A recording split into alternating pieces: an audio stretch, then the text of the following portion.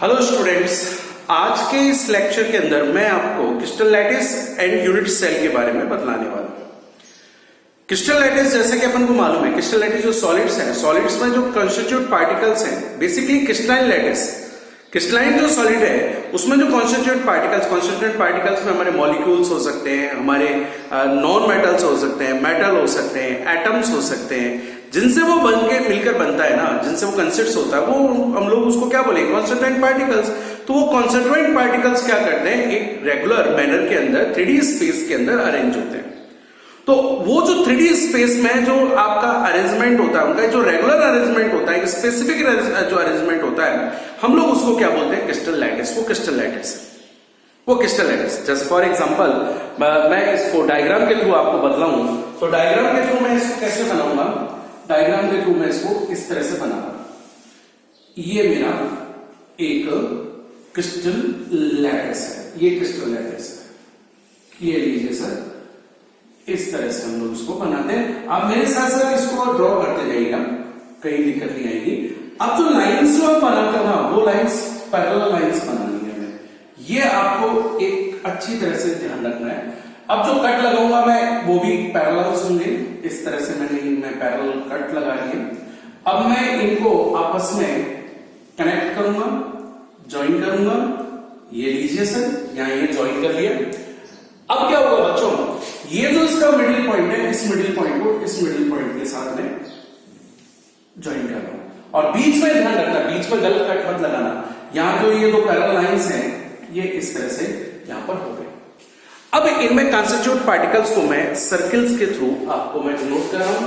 बेटा ये जो अरेंजमेंट होता है ना, ये अरेंजमेंट डिफरेंट अरेंजमेंट होता है।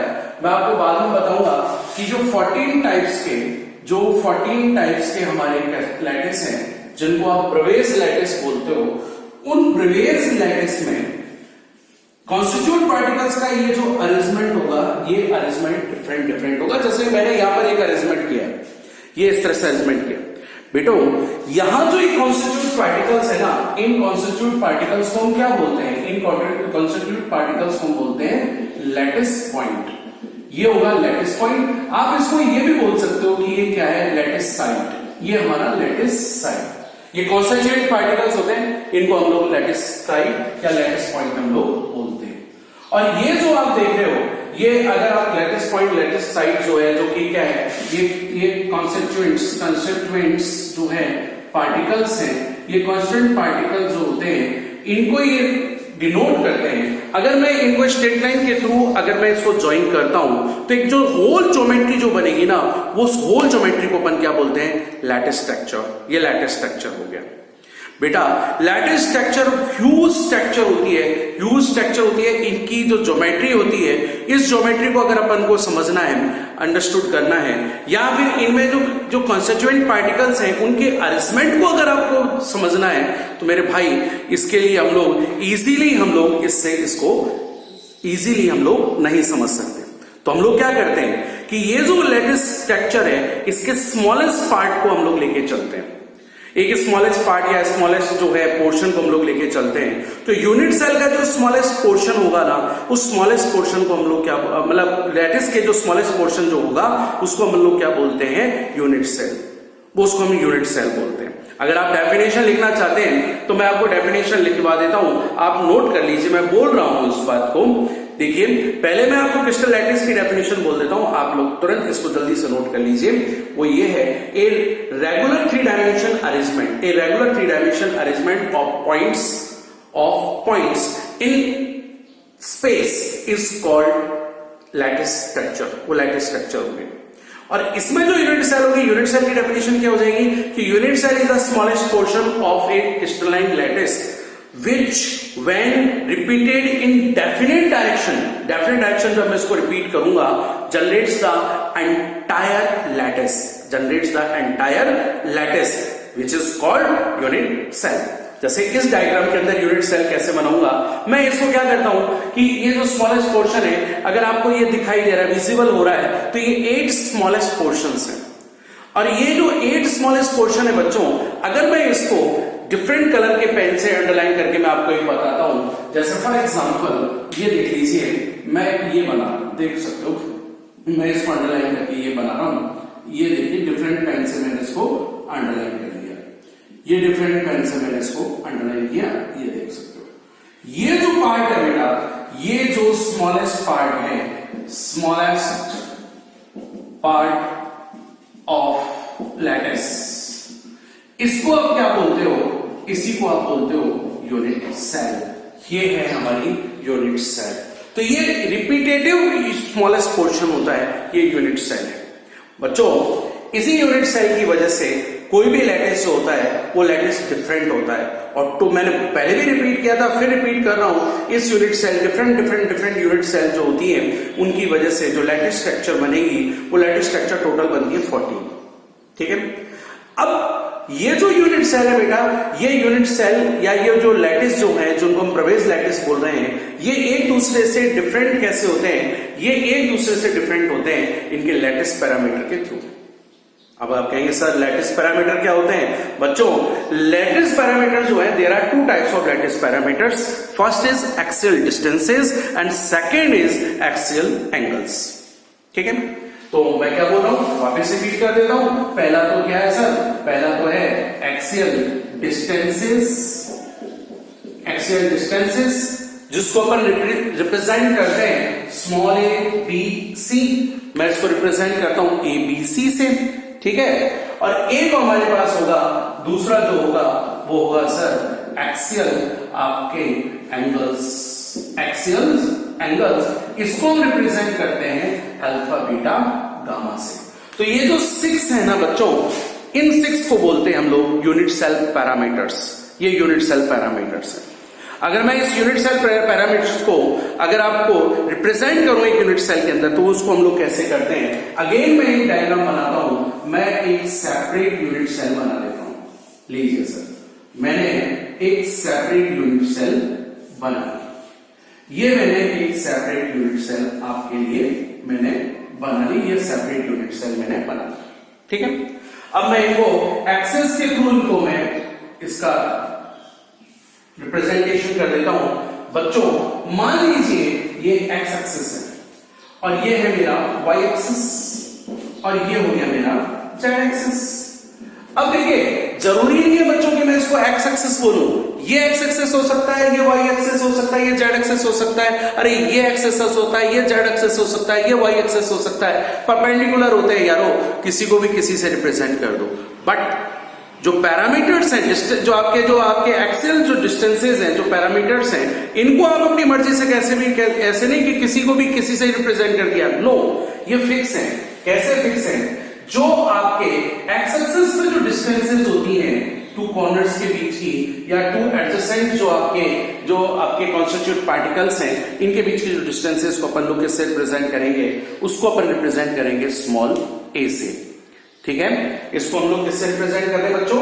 इसको अपन रिप्रेजेंट कर रहे हैं, शायद विजिबल नहीं हुआ आपको, इसको हम लोग स्मॉल a से रिप्रेजेंट कर रहे हैं। ठीक है। इसको y एक्सिस पे मैं जो रिप्रेजेंट करूंगा स्मॉल b से, और z एक्सिस पे मैं जो उसको रिप्रेजेंट करूंगा वो किससे मैं करूंगा? वो मैं करूंगा भैया इसको स्मॉल c से। ठीक है। ये तो हो गया एक्सियल डिस्टेंसेस। अब जो मेन प्रॉब्लम आती है, तो इजी है यार, जो मेन प्रॉब्लम आती है ना वो आती है एक्सियल एंगल्स। और जो है, अगर आपको याद नहीं होता, आप कह दो किसी को किसी से रिप्रेजेंट कर दो। नो मेरे भाई, फिक्स है ये। और कैसे रिप्रेजेंट करते हैं देखिए, मैं आपको फिर रिपीट करूं। ए और बी के बीच का जो एंगल बनता है ना, ए और बी के बीच के एंगल को हम लोग रिप्रेजेंट करते हैं गामा से। ए और बी के बीच के एंगल को गामा से रिप्रेजेंट करते हैं। ठीक है। ऐसे ही बी और सी के बीच का जो एंगल है, इसको अपन अल्फा से रिप्रेजेंट करते हैं, और ए और सी के बीच के एंगल को हम लोग इससे रिप्रेजेंट करते हैं बीटा से। ये हो गए हमारे क्या हो गए? Axial angles.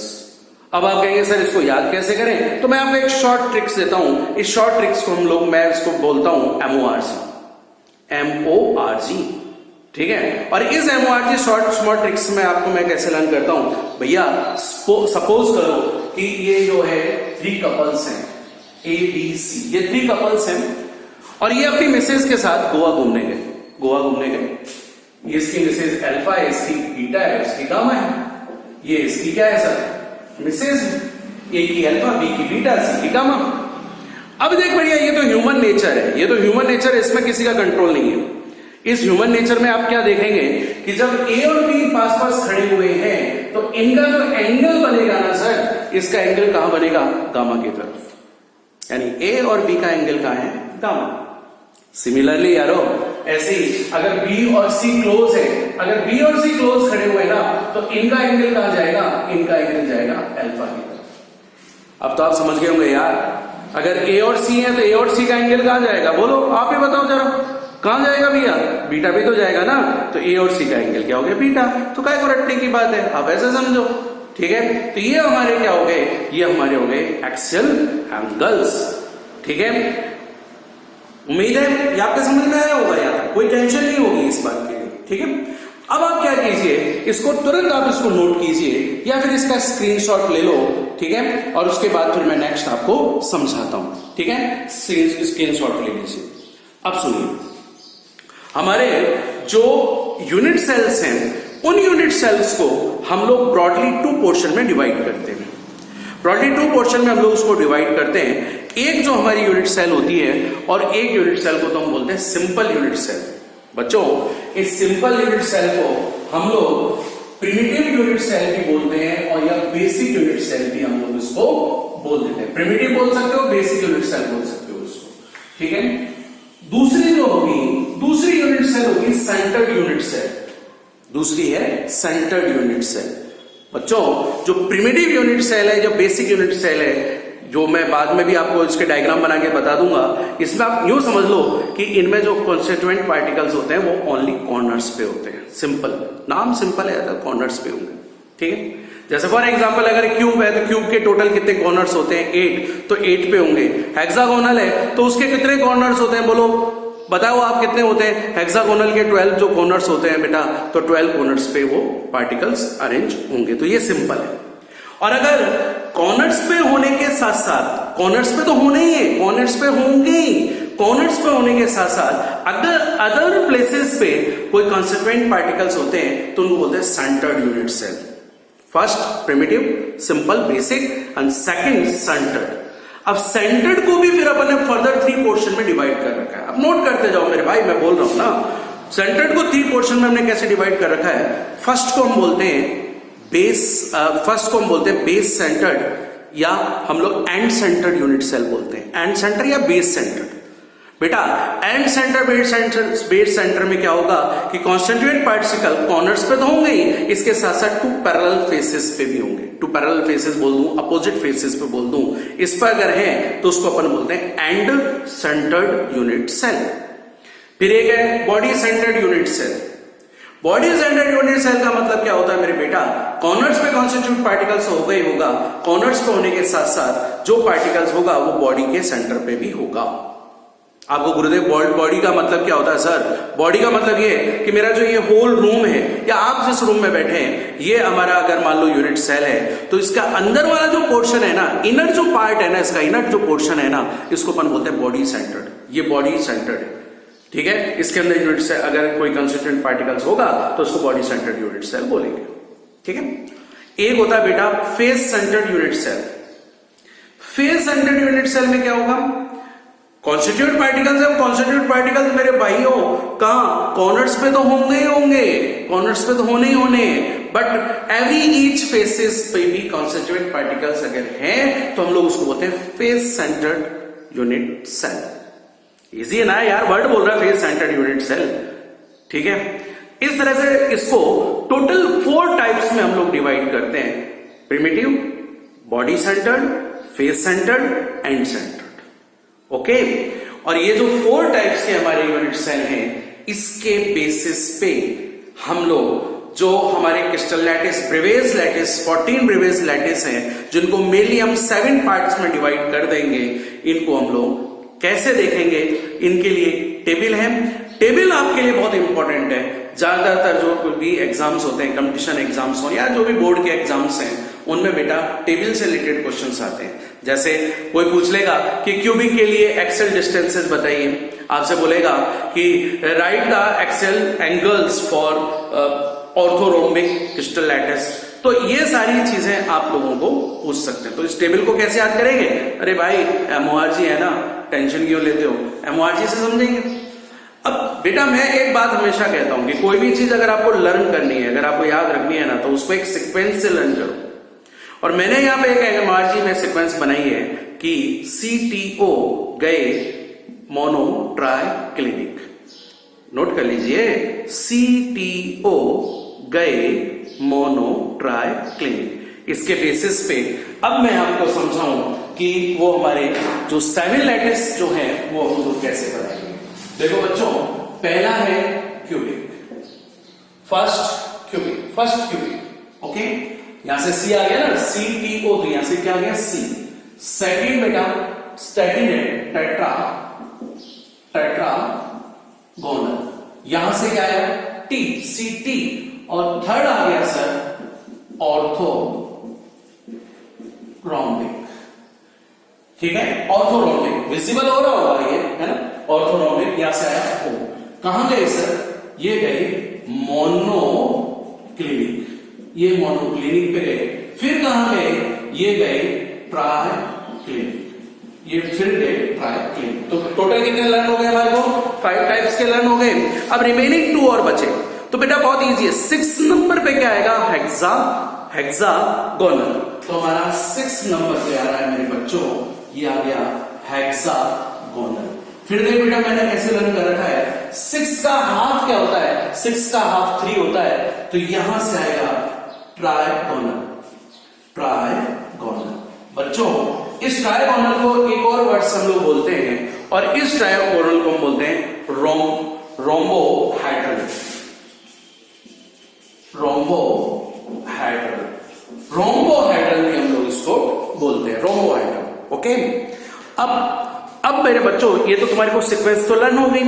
अब मुझे क्या लर्न करवाना है आपको? अब मुझे यहां पर लर्न आपको करवाना है एक्सियल डिस्टेंसेस। तो हम लोग यहां पर क्या लेके चल रहे हैं? एक्सियल डिस्टेंसेस हम लोग ले रहे हैं। बच्चों आप लोग जानते हो क्यूब की ऑल 3 जो पोर्शंस होते हैं, वो ऑल 3 जो उसकी जो पार्ट उसकी लेंथ होती है वो क्या होती है? सेम होती है। क्योंकि सेम होती है ना, ऑल 3 जो पार्ट्स होते हैं, जो लेंथ होती है, तो उसको हम लोग किससे रिप्रेजेंट कर रहे हैं? ABC। तो क्यूब के लिए क्या होगा सर? क्यूब के लिए होगा A = B = C। अब एक सीक्वेंस से लर्न करने का हमारा फायदा क्या है कि आप ऐसे याद करो, जो वर्क आप ऊपर कर रहे हो ना, सेम वही वर्क आप नीचे करो। तो हम लोग इसके लिए क्या बोलेंगे? Again A = B = C। Trigonal के लिए भी यही हो जाएगा, A = B = C। टेट्रागोनल, ये अब इसको साइड से काट दो, A = B ≠ C। तो यहां भी क्या आ जाएगा? A = B ≠ C, okay. A = B ≠ C। अब जो रिमेनिंग 3 बचते हैं मिडिल के अंदर, इनका सब काट दो भाई, ठीक है। तो इनका क्या बचेगा sir? A ≠ B ≠ C। Again A ≠ B not C। A ≠ B not C। ये क्या हो गए सर आपके? ये हो गए एक्सियल डिस्टेंसेस। क्लियर? लर्न हुए कि नहीं हुए? इसी सीक्वेंस में लर्न करना। अब आइए सर, अब हम बात करते हैं एक्सियल एंगल्स। एक्सियल एंगल्स की बात करते हैं यार। अब एक्सियल एंगल्स को मैं कैसे लर्न करवाऊंगा यार? इसको अल्फा बीटा गामा से डिनोट करते हैं। और आपको इतना तो मालूम ही होगा कि क्यूब के लिए जो एंगल्स होते हैं, वो क्यूब के लिए एंगल्स होते हैं बेटा 90 डिग्री के। तो यहां पर आप ऐसे याद करो कि जो स्टार्टिंग के जो 3 है ना, वह अल्फा बीटा गामा 90 रखो, ठीक है। स्टार्टिंग के 3 यानी alpha = beta = gamma 90। Same ditto alpha = beta = gamma 90 and alpha = beta = gamma 90, ठीक है, राइट। अब यार क्या किया? नीचे तो भूल ही गए भाई। पहले तो जो वर्क ऊपर कर रहे थे वो नीचे कर रहे थे। अब अगर आप नीचे करते हो तो भाई साहब अब ऐसा नहीं है कि वो आपके यहाँ मिलाएगा, नहीं भैया। अब वो क्या कहने वाला है देखो जरा। अब वो ये कहेगा अल्फा = बीटा गामा, ठीक है, ये तो इक्वल टू है मान लिया, बट नॉट 90। बट ये 90 नहीं है, मतलब टांग लगा दी भाई साहब। बोलो भैया कितने एंगल से याद हुए? 4 एंगल से याद हो गए कि नहीं हो गए? अब बचे रिमेनिंग 3। अब रिमेनिंग 3 में जो मिडिल वाला जो है ना बेटा, मिडिल वाला 5th नंबर, 6 से ऊपर वाला, ऐसे भी लर्न कर सकते हो। 6 से ऊपर वाला जो 5th नंबर पे ट्राइक्लिनिक जो है, ये जो ट्राइक्लिनिक है इसके अल्फा बीटा गामा ये 90 ये सारे क्रॉस होते हैं दोस्त। Alpha is not equal to beta is not equal to gamma is not equal to 90। और यार बेटा एक बड़ा अच्छा क्वेश्चन यहां बनता है, बहुत अच्छा क्वेश्चन बनता है। कंपटीशन लाइन में बहुत सारी चीजें पूछता है, जानते हो क्या पूछेगा?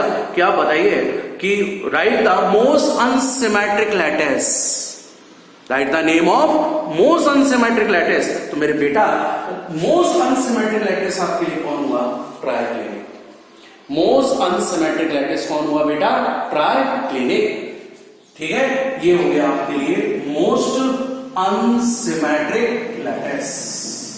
ये मोस्ट अनसिमेट्रिक लैटिस हो गया बच्चों। ठीक है, सेम इसी तरह से मोस्ट सिमेट्रिक लैटिस कौन होगा? तो मोस्ट सिमेट्रिक लैटिस जो होगा ना वो होगा cubic. Most symmetric lattice, most symmetric lattice आपके लिए कौन सा होगा? मोस्ट सिमेट्रिक लैटिस होगा सर क्यूबिक। व्हाई? क्यों? ऑल जो आपके जो लैटिस जो पैरामीटर्स जो है, ऑल यूनिट सेल जो पैरामीटर्स हैं are same, that's why it is most symmetric lattice. Okay okay, अब बच गए 2 एंगल्स। इन 2 एंगल्स को मैं कैसे बताऊं? अरे बच्चों ये देखिए, ये जो हेक्सागोनल होता है ना बेटा, इसमें आप देख सकते हो कि इसका जो एंगल कितना होता है? 120 का होता है। एक एंगल 120 का होता है कि नहीं होता है? होता है ना। तो देखो मेरे बच्चों, इसको आप ऐसे लर्न करो कि इसके first 2 angles alpha and beta ये 90 एंड गामा कितना हो जाएगा? 120। Alpha beta 90 and gamma 120। Learn हुआ ना। अब मोनो जो क्लिनिक है इनको अकेले चलने की आदत है दोस्त, अकेले चलने की आदत है, ये मात खा जाएगा ये, जानते हो बीटा को ले जाना भूल गया ये। और जब बीटा को ले जाना भूल गया तो इसको क्या होगा? अल्फा गामा तो 90 होगा, लेकिन सरकार बीटा को ले जाना भूल गया। बीटा ने कहा आई एम नॉट 90, मैं 90 नहीं हो गया। ये मोनो क्लिनिक है, अकेला चलता है भैया। मोनो क्लिनिक में कॉस्ट फिर देनी पड़ेगी उसको। यहां तक होगी बात। अब मैं जो तीसरी पार्ट बताने जा रहा हूं, वो तीसरा पार्ट जो मैं लेके चल रहा हूं, अब जो आप लर्न कर सकते हो वो है sir types of lattice. Types of lattice number भी बात करेंगे यहां पर कि how many types of lattice are present in given जो भी है लैटिस के अंदर। ओके, तो मैंने इसको एक नंबर से लर्न कर रखा है। मैंने इसको नंबर से क्या लर्न कर रखा है? 3 2 4 2 1 1 1 3 2 4 2 1 1 1। ये 3 ये 2 ये 4 2 1 1 1 3 2 4 2 1 1 1। ओके, ये जो 3 2 4 2 1 1 मैंने इनके नोमेनक्लेचर कैसे करूंगा, नाम कैसे बोलूंगा, कौन से होते हैं इसमें? हाउ मेनी टाइप्स, कौन से, विच आर, कौन से? तो देखिए इसमें जो आएगा 3 में जो है, इसमें एक तो आएगा सिंपल। अरे भैया सिंपल को तो आप प्रिमिटिव भी बोल रहे थे ना, और सिंपल को तो आपने बेसिक भी बोला, सिंपल को तो आप बेसिक भी बोल रहे हो। ठीक है, और एक होता है हमारा फेस और एक होती है हमारी body, body centred unit cell, cubic unit cell. यहां पर एक चीज और समझो, 4 में क्या आएगा? 4 में तो यार एक चीज ये है कि इसमें तो सिंपल भी आएगा, फेस भी आएगा, बॉडी भी आएगी और एंड सेंटर भी आएगा। ये चारों के चारों आ जाएंगे इसके अंदर, ऑल 4 इसके अंदर क्या हो जाएंगे? इंक्लूड हो जाएंगे। ठीक है, अब एक चीज है, इनको लर्न करने के लिए एक बात बताऊं, जो भी जितना भी लैटिस होता है ना, कोई सा भी लैटिस होगा उसमें सिंपल जरूर होगा। तो यार यहां पर सिंपल, यहां पर सिंपल, ये भी सिंपल, ये भी सिंपल और ये भी सिंपल, सारे सिंपल। अब बच गए हमारे रिमेनिंग 2। इनको कैसे याद करूं? अगेन मेरे पास एक एमओआरजी, एमओआरजी में एमओआरजी, और एमओआरजी ये कहती है बॉडी एंड। किसी का भी देख लो यार, ये तो भैया क्लियर है। क्लियर क्या है कि बॉडी का तो एंड होना ही है, body and, body and, body का एंड। अब ये जो बॉडी एंड है इसका मीनिंग क्या है भैया? बॉडी एंड का मीनिंग, बॉडी एंड का मीनिंग ये है मेरे बेटा कि जो यहां को मैं लेके चलूंगा इसके साथ बॉडी, सिंपल के साथ बॉडी, और इसके साथ क्या आ जाएगा सर? एंड। ठीक है, बोलो टेबल, ये पूरी टेबल हमारी लर्न होगी बच्चों। अब इसके बिहाफ पर मैं कुछ एग्जांपल्स भी आप लोगों को देता हूं, और वो जो एग्जांपल्स मैं आप लोगों को दे रहा हूं वो एग्जांपल आप नोट कर सकते हो, ठीक है, क्योंकि मेरे पास इतना इनफ स्पेस नहीं है। आप पहले एक काम कीजिए, इसका स्क्रीनशॉट ले लीजिए, या फिर आप लोग इसको क्या कीजिए, इसको आप पॉज करके वीडियो को नोट कर लो, फिर मैं आपको नेक्स्ट लिखवाता हूं, ठीक है। अब देखो बेटा, क्यूबिक का एग्जांपल आप लिखिए, मैं लिखवा रहा हूं NaCl और कॉपर, जिंक प्लेट को अपन Zn से रिप्रेजेंट करते हैं। टेट्रागोनल का एग्जांपल है व्हाइट टिन आपने लिख लिया होगा। ऑर्थोरोम्बिक में एग्जांपल में हमारे पास आता है barium sulphate KNO3, barium sulphate KNO3। Rhombic sulphur P block के अंदर पड़ेंगे, सल्फर का एक टाइप है। फिर अपन लोग आएंगे किस पे, मोनोक्लिनिक पे आएगा सर, लिख लीजिए Na2SO4.10H2O, लिख लिया होगा साइन। फिर आइए आप सब ट्राइक्लिनिक पे क्या आता है, कॉपर सल्फेट यानी CuSO4.5H2O। इसमें एक और चीज इंपॉर्टेंट है, बोरिक एसिड H3BO3। इसमें एक और इंपॉर्टेंट है, वो लिख लीजिए K2Cr2O7। हेक्सागोनल, सबको पता है हेक्सागोनल में ग्रेफाइट आता है, ग्रेफाइट हेक्सागोनल के अंदर आ जाएगा। और हेक्सागोनल चाहते हो तो ZnO ले लो, CDS ले लो। और ट्राइगोनल के अंदर हमारे पास लिख लीजिए सर, ट्राइगोनल में हमारे पास है CaCO3, कैल्साइट बोलते हैं इसको, HgS इसको सिनेबार बोलते हैं, ठीक है। ये इसके एग्जांपल्स हो गए। अब जो हमारा नेक्स्ट टॉपिक है, अब हम लोग आपको ये बताने वाले हैं कि एक क्यूबिक जो यूनिट सेल है हमारी, क्यूबिक जो लैटिस जो है उसमें टोटल टाइप्स के 3 यूनिट सेल्स हैं। इनमें how many constitute particles are present, इसमें total number of constitute particles क्या होते हैं। लेकिन उससे पहले अपन को यह बताना पड़ेगा कि क्यूबिक के कॉर्नर्स कितने होते हैं। तो क्यूबिक के टोटल कॉर्नर्स जो होते हैं, तो क्यूबिक के टोटल कॉर्नर्स होते हैं सरकार 8 कॉर्नर्स क्यूब के होते हैं। और जो 8 कॉर्नर्स क्यूब का होगा, ठीक है, फेस कितने होते हैं क्यूब के, फेस होते हैं 6। और जो बॉडी है, बॉडी तो भैया उसकी खुद की है, बॉडी उसका इनर पार्ट तो उसका खुद का है, तो इनर पार्ट तो 1 होता है, ठीक है। तो मैं आपको पहले बताऊं कि कॉर्नर्स बता रहा हूं, ये टोटल नंबर ऑफ कॉर्नर्स कितने होंगे 8। मैं इसको डायग्राम के थ्रू भी बना रहा हूं ना, डायग्राम से भी बना दूंगा तो आपके लिए ज्यादा इजी हो जाएगा। ये लो भाई, ये हमारा, ये लो सर, ये लो, इस तरह से देखो आप, ये हो गया हमारा कॉर्नर्स। आप जानते हो इसको अपन क्या बोलेंगे बेटा, कॉर्नर्स। ये कॉर्नर्स है, ये टोटल, ये कॉर्नर्स है, ये कॉर्नर्स है। अब इनमें जो कंट्रीब्यूशन है,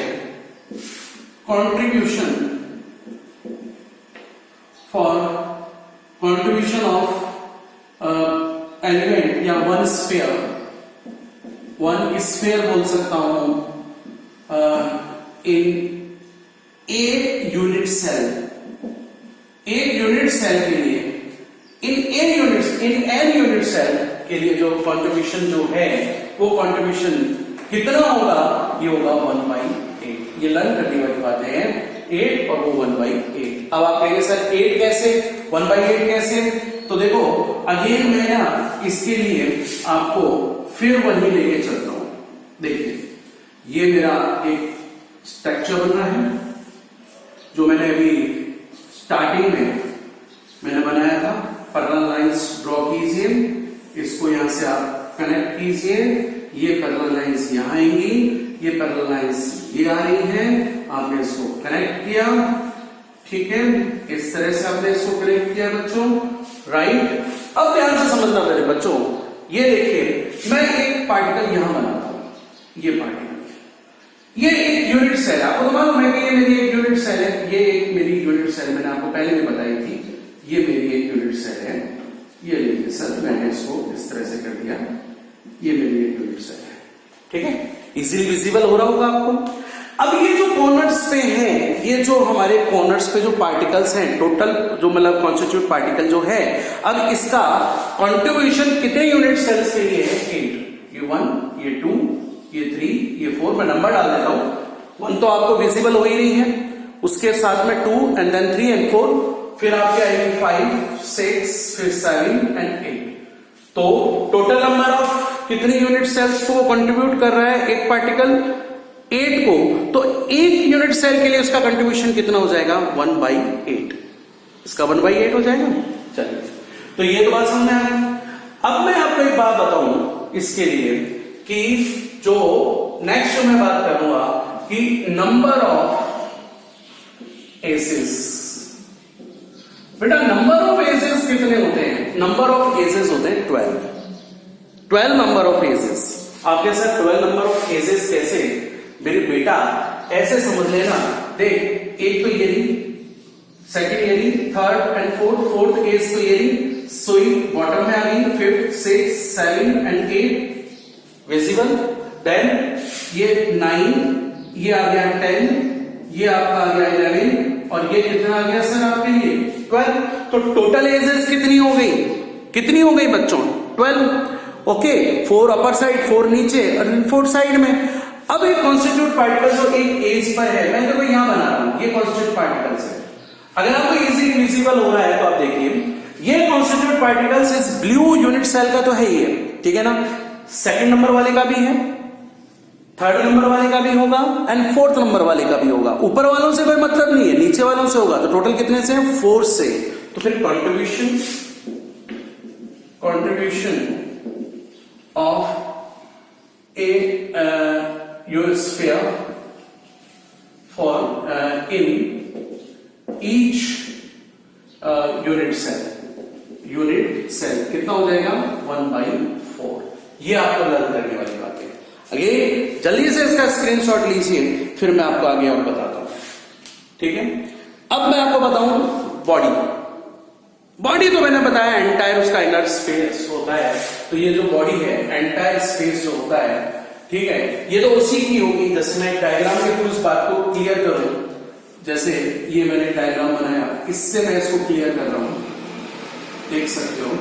तो ये जो मेरा एक यूनिट सेल है, ये लीजिए। चलिए मैं एक और इसके साइड में बना देता हूं, इससे आपको और क्लियर हो जाएगा। ये दो हो गए, मान लीजिए इसकी बॉडी में है। अब कॉन्स्टिट्यूट पार्टिकल्स इसकी बॉडी में है यार, इसकी बॉडी में कॉन्स्टिट्यूट पार्टिकल्स है, तो इसका कंट्रीब्यूशन इस यूनिट सेल के लिए तो नहीं होगा ना। तो बॉडी के अंदर जो है इसमें कंट्रीब्यूशन कितना होता है बॉडी का? तो नंबर ऑफ या यूं बोल दो कंट्रीब्यूशन ऑफ ए पार्टिकल या स्फीयर बोल सकते हो यार, in a body for each unit cell, वो कितना होगा? 1। वही होगा, सेम वही होगा, 1 होगा। अब मैं आ जाइए, अब मैं आपको बताऊं फेस के लिए बात करें। फेस के लिए हम लोग बात करें तो फेस के लिए मैं जो डायग्राम बना रहा हूं बच्चों, वो फेस के लिए मैं डायग्राम, वही मैं एक बात बता देता हूं आपको। पहले तो ये समझा दो कि टोटल फेसेस कितने होते हैं। टोटल फेसेस होते हैं सरकार 6 फेसेस। क्लियर है यार? 1 2 3 4 5 6 फेसेस। अब एक फेस पे अगर कोई पार्टिकल है, अगर एक फेस पे पार्टिकल पड़ा हुआ, देखिए ये फेस मतलब वॉल हो गई एक तरह से इसकी। ये पार्टिकल इसके फेस पे क्या है सर? At the face. अब इसका कंट्रीब्यूशन बताना। कंट्रीब्यूशन कितना हो गया इसका? 1/2। क्यों? क्योंकि ये पार्टिकल इस यूनिट सेल का भी है और ये पार्टिकल इस यूनिट सेल का भी है। तो total number of faces in a cubic unit cell कितने हैं सर? 6। तो टोटल नंबर ऑफ फेसेस तो 6, बट उसका कंट्रीब्यूशन कितना हो जाएगा? 1/2। क्लियर? तो अब आप क्या कीजिए, स्क्रीनशॉट लीजिए या इसको नोट कीजिए, ठीक है। अब अपन क्या करेंगे कि अपन कैलकुलेट करेंगे the number of particles present in a unit cell. कौन से वाले? क्यूबिक यूनिट सेल में। There are 3 types of unit cell. First is primitive, second face and third body. देखिए कैसे। सबसे पहले मैं ले रहा हूं सिंपल यूनिट सेल। बेटो सिंपल यूनिट सेल, जैसे कि मैंने पहले भी कहा था कि सिंपल यूनिट सेल में क्या होंगे, जो कॉन्स्टिट्यूएंट पार्टिकल्स होंगे वो कहां होंगे, constituent particles only eight there corners पे होंगे। ठीक है, ये है मेरा सिंपल और प्रिमिटिव और बेसिक क्यूबिक यूनिट सेल। अब देखो इसमें पार्टिकल्स कहां हैं, इसमें पार्टिकल्स कहां है बच्चों, इसमें पार्टिकल्स हैं ओनली एट कॉर्नर्स पे होते हैं पार्टिकल्स। ठीक है, और एक कॉर्नर्स पे जो पार्टिकल है उसका कंट्रीब्यूशन कितना होता है, 1/8। इनका कंट्रीब्यूशन कितना है बच्चों, 1/8। अब 1/8 है। अब total number of constituent particles अगर अपन को करने हैं तो आप क्या कीजिए, 1/8 इस तरह से नंबर ऑफ पार्टिकल्स अगर आप उनको निकालने तो मैं ऐसे निकालू 1/8 ये थोड़ी सी कॉमेडी है लेकिन आपको समझाने के लिए जरूरी है। ये लीजिए इस तरह से होगी, 1/8 में कॉमन ले लूं तो बचता कितना है, 1 बचेगा, 1 + 1 कितना हो गया, 8 टाइम्स, तो 1/8 × 8। तो भैया इतना लेंथी क्यों कर रहे हो आप इसको सिंपल तरीके से करो ना यार, कैसे करो ना यार। ठीक है, तो ये आ गया 1/8 × 8, यानी टोटल नंबर ऑफ पार्टिकल जो कि कॉर्नर्स पे हैं, वो जो कॉर्नर्स पे जो टोटल नंबर ऑफ पार्टिकल्स वो 8 है, कंट्रीब्यूशन कितना 1/8, दैट इज इसके नंबर ऑफ पार्टिकल्स कितने आ जाएंगे, 1 नंबर ऑफ पार्टिकल्स इसमें आ गए। अब अगर अपन, ये तो हो गया सिंपल हो गया। अब अगर मैं दूसरी बात करूं तुमसे, क्या कि body centred cubic unit cell, इसको अपन BCC भी बोलते हैं, BCC। डायग्राम अगर मैं ड्रॉ करूं बेटा, डायग्राम अगर हम ड्रॉ करें तो वो डायग्राम हम लोग इसको इस तरह से ड्रॉ करेंगे। देखो ये बढ़िया, मैंने कहा था पहले भी पार्टिकल्स कहां होते हैं, कॉर्नर्स पे होते हैं और साथ में कहां होंगे, बॉडी के सेंटर पे। तो ये पार्टिकल तो कहां गए सरकार, ये तो कॉर्नर्स पे, ये तो कॉर्नर आ गया, और ये कौन सा आ गया, बॉडी सेंटर। ठीक है, कंट्रीब्यूशन बताओ जरा, बोलो आप, बोलो तो समझ में आ गया होगा यार। ये 1/8, अगेन ये 1/8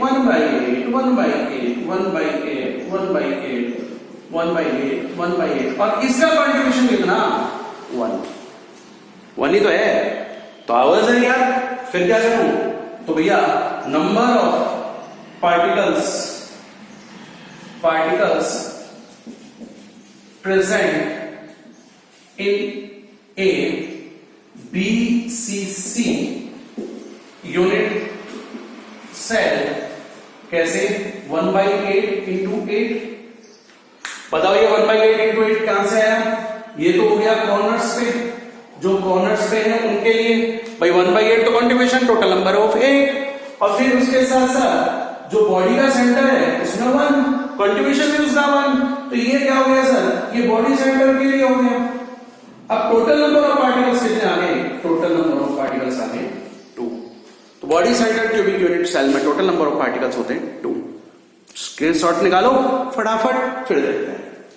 ओके, अब हमारा थर्ड एंड लास्ट, आज का लास्ट। ठीक है, और वो लास्ट में हमारे पास ये है, थर्ड जो है वो है face centred cubic unit cell. Face centred cubic unit cell, ये हमारे पास आ गया sir, face centred cubic unit cell. Okay, चलो देखो, face centred cubic unit cell में हम लोग कैसे देखेंगे, कैसे बात करेंगे, देखते जाइए सर। हम लोग इस तरह से बना रहे हैं इसको बेटा, वही ये तो मैंने बना लिया, ये मेरी लाइंस हो गई। कॉन्स्टिट्यूट पार्टिकल्स कहां होंगे, कॉन्स्टिट्यूट पार्टिकल्स होंगे, बोलो बोलो यारो बोलो, ये क्या होंगे? ये तो कॉर्नर्स थे। और पार्टिकल्स कहां होंगे? मैं तो डिफरेंट पेन से बनाता हूं। ये पार्टिकल्स कहां होंगे सर? ये पार्टिकल्स होंगे एवरी ईच फेसेस। 4 फेसेस को तो आप इजीली बना लेते हो यार, 4 फेसेस तो इजीली आप बना लेते हो। बट जो अब रिमेनिंग 2 फेसेस हैं, एक तो फ्रंट वाला फेस, ठीक है, और एक बैक वाला फेस, इसको अपन कैसे बनाएंगे वो देखना आप लोग। इनको एक इसी स्ट्रेट लाइन के अंदर लेके चलते हैं। ये तो हो गया आपका बैक फेस और ये हो गया हमारे फ्रंट फेस। टोटल कितने हो गए? 6 पार्टिकल्स। इनका जो कॉन्ट्रीब्यूशन होता है अभी मैंने पढ़ाया था आपको, कितना हो गया? 1/2। इनका कॉन्ट्रीब्यूशन 1/2। और जो कॉर्नर्स पे हैं इनका कॉन्ट्रीब्यूशन कितना हो गया सर? 1/8। इनका कॉन्ट्रीब्यूशन 1/8 है। तो अब बताओ मैं नंबर ऑफ पार्टिकल्स कैसे निकालूं? तो number of particles present in FCC, ठीक है, FCC यूनिट सेल। कैसे भैया? ये जो FCC यूनिट सेल है जिसको आप फेस सेंटर्ड, क्या बोल रहे हो? Face centred cubic unit cell. इसके लिए अपन क्या करेंगे? 8 into 1/8। ये तो कहां से आ गए? ये तो आ गए कॉर्नर्स के लिए, ओके। और फेसेस के लिए क्या था? टोटल फेसेस होते हैं 6, कंट्रीब्यूशन 1/2। तो ये किसके लिए हो गए सर? फेसेस के लिए। तो 1 + 3 टोटल कितना आ गया? 4। बच्चों एक बात को ध्यान रखना, सबसे ज्यादा डेंस अगर कोई लैटिस है ना, तो सबसे ज्यादा डेंस लैटिस हमारा यही होता है, क्योंकि हाईएस्ट नंबर ऑफ पार्टिकल्स आ रहे हैं। अरे भाई डेंस है ना, ये क्यूबिक जो यूनिट सेल डेंस है ना, इसलिए इसको एक और नाम से अपन बोलते हैं CCP। CCP का मतलब होता है cubic close packed structure. Cubic close packed structure या क्यूबिक क्लोज लैटिस, ओके। ये हमारे निकाल गए। अगेन यार लास्ट में तो मैं यही बोलूंगा, अब तो काफी टाइम हो गया, चैनल को सब्सक्राइब कीजिए। मेरा ये वीडियो आपके लिए यूजफुल लगता है, अच्छा लगता है, तो आप इसको लाइक कीजिए, शेयर कीजिए, जिससे कि मैं आगे से आगे आपको और भी वीडियो आपको प्रोवाइड कराता चलूं। नेक्स्ट टाइम जो है हमारा जो लेक्चर रहेगा, वो नेक्स्ट टाइम हमारा लेक्चर बहुत ही इंपॉर्टेंट है। हम लोग व्हाइट्स की बात करेंगे और हम लोग बात करेंगे जो उसकी अरेंजमेंट होता है, जो उसके लिए हम लोग बात करेंगे, ठीक है। जय हिंद, फिर मिलते हैं, बाय।